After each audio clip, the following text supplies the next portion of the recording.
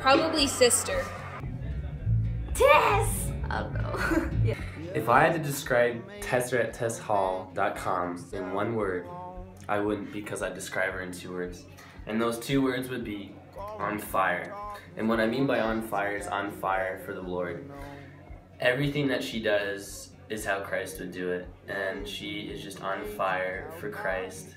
The way that she interacts with just everyone, I can see that Christ would act that same way. Pumpkin, because she loves pumpkins, and pumpkins are what she loves. I would describe Tess in one word as an encourager. Optimistic. One word I would say that describes Tess would be love. Tess is the most loving person I think I've ever met in my entire life, and she's just the best. Well, I guess one word I would use to describe Tess would be joyful, and just how she always has just a joy that is always there, even when she might not be having the best day. It's there, and it's very evident, and it's really encouraging to see that in her. Happy. She's very hospitable. Supercalifragilisticexpialidocious. Chill, like really chill.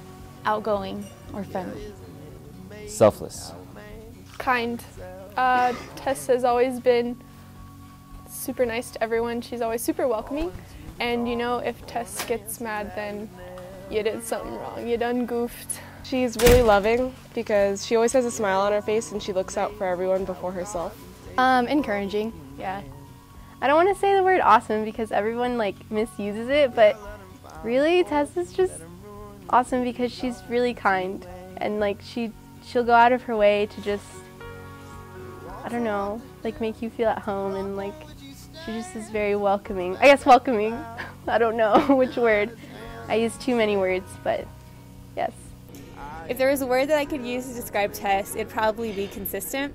I've noticed over time how whatever she's committed to and whatever she does, she does it. She just does it on, on a daily basis or whatever she does. She's a very disciplined person, probably one of the most disciplined people I know. And I know that as she's committed to each thing that she does, her discipleships or the ministries that she's a part of, she's always sets the time for it, always does it. And, I think that's a very admirable quality, and that's something that's not really done in our generation. So it's something I very much admire about Tess. Yenna? Sweet? I can't. She's too perfect for me. I can't. No, you'd probably be like, you hoser, like that, because she does that to me a lot, so.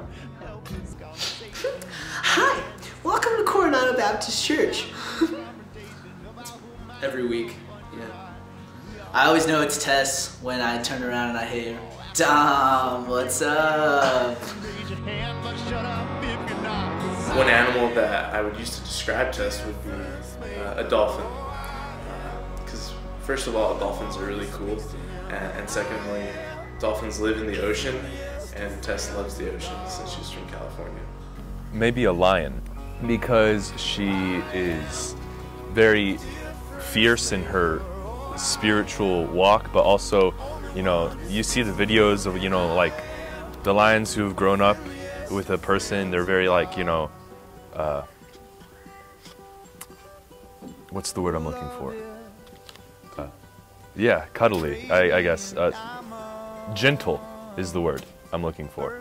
100% a lion, because she has the most rockin' lion t-shirt on the planet, and it's just who she is. She's a lion.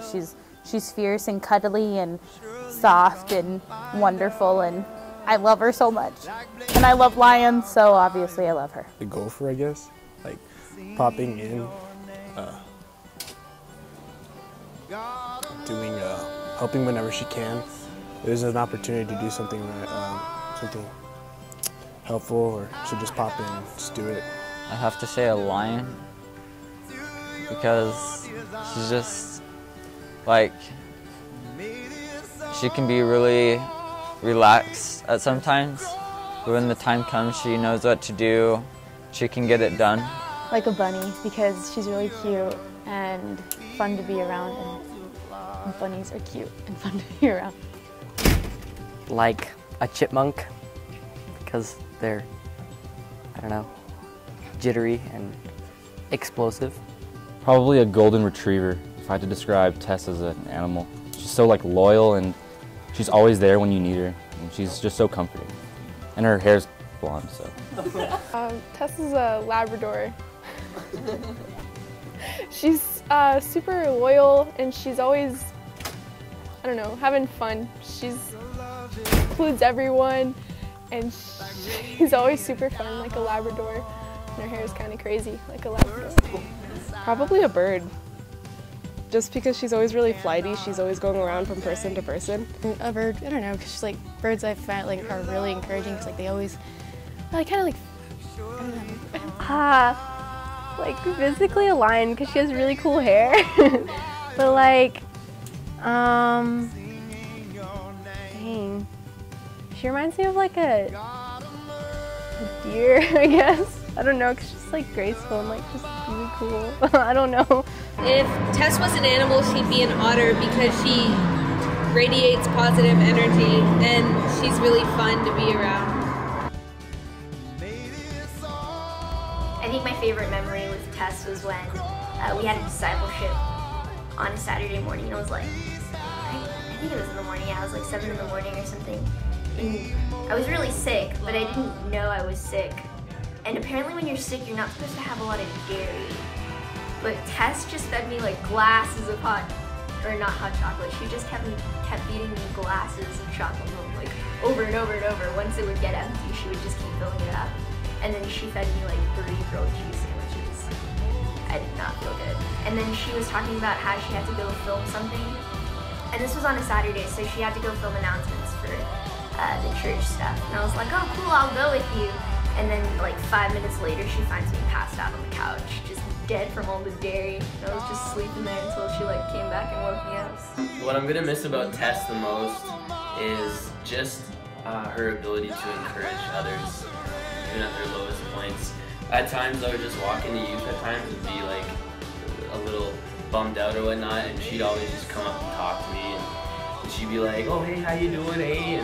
And so she's just really encouraging in that, and it just gets your mind off of everything. Tess is always super willing to do anything in pertaining to ministry. She's always available to meet people's needs, and any time that you talk with anyone that knows Tess or has been impacted by Tess or has spent time with Tess, they always say that she's someone who is willing to sacrifice her time, who's willing to move her plans around so that she can let you know that she cares about you. And it's very evident that she has the love of Christ in her because of how adamantly she meets other people's needs.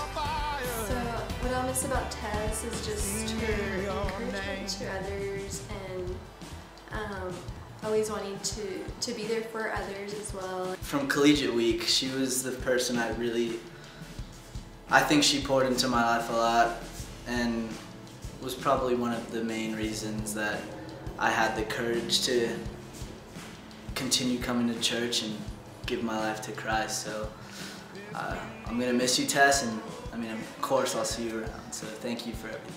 One thing I'll miss about Tess for sure are her pumpkin chocolate chip cookies, which are delicious. But Annabelle knows how to make those. She does? Oh. Well, in that case, the thing I'll miss about Tess is just the joy that she has. I spent a lot of time with her during the trip to San Fran. And I just remember I spent the homeless plunge with her. And when we were walking up to a church that we thought was going to have food for us, we all told our testimonies, and that was really cool. And I remember her, encouraging us to share. So when we went to One Thing in Kansas with our buds, and we just like got hammered by the word, and a lot of emotions were going through every single night, no matter how tired Tess was. It would be really quiet in the room, and randomly I would just say, "Tess, are you awake?" and I would just like talk to her and download to her everything that I was feeling and thinking that day. So I think when she teaches, it's pretty like I used to go to another church where the youth leaders would preach and everybody was just like falling asleep, but she's very on fire for God, and she really draws your attention. She doesn't make anything lame. She makes what's lame not lame. So it's a good memory that she can turn God's message directed towards us, towards our age group, I guess, and really make it helpful and direct and really inspiring. I guess California in general this summer was a lot of fun, and Tess made it so much fun, and teaching us how to surf was just, it's a dream of mine to go surf, and I got to do that, so. I'll miss the way Tess makes everyone smile, the way that she just kind of lights up a room and everyone, like when she speaks, everyone kind of like listens to her and she always has something great to say. San Francisco with Tess was pretty fun. And yeah, she was very outgoing on that trip and helpful in every way that she could be. Probably the trip to California, when I burned my feet. It wasn't fun for me, but like having Tess open her house up to me was just great, and you know, all the support that she gave us on the trip was great. Probably in San Francisco. I don't think I was ever in her group ever really very much. But she was a really good leader on that trip, and it's just nice to have her there. When I first came to this church, she was the first person to say hi to me and to introduce me to people and really made me feel at home at our first youth night. So I'm really thankful for that. When I first came to Club 1010, and I remember her always like going around and around, and she came up to me and she's like, well, how's your relationship with Jesus? And you know, and I honestly told her that it wasn't very good. And she really got me into like my discipleship group with Sam, and I'm really thankful for that. The one thing I'll miss about Tess, above like all the other things, is just seeing her at youth and running and giving her hugs, because she gives really good hugs. And I'll just miss seeing her around because she's pretty awesome if you guys haven't noticed. I remember her first time coming like to youth group, and Beto told me that she was gonna like start helping. It was at the end of my freshman year, and like they came with Starbucks, but not for me. And like I was like, dang, like they brought the other leaders Starbucks, and like I was like, oh, who is this girl? And Beto was like, oh, she's gonna like be an intern for the summer. And then I was like, oh, that's so weird. But like, I don't know, it was really awesome, and I I don't know, I really just like, Tess has this like snowball effect on you where you really like her at first, but then like it just keeps growing and growing and growing, and you're like, I really like you, Tess, you're so awesome. The first impression that I had about Tess was those cookies. Boy, are they good. It's the pumpkin cookies with chocolate chip. Oh, you know how to make them, Tess. And so I really love those cookies.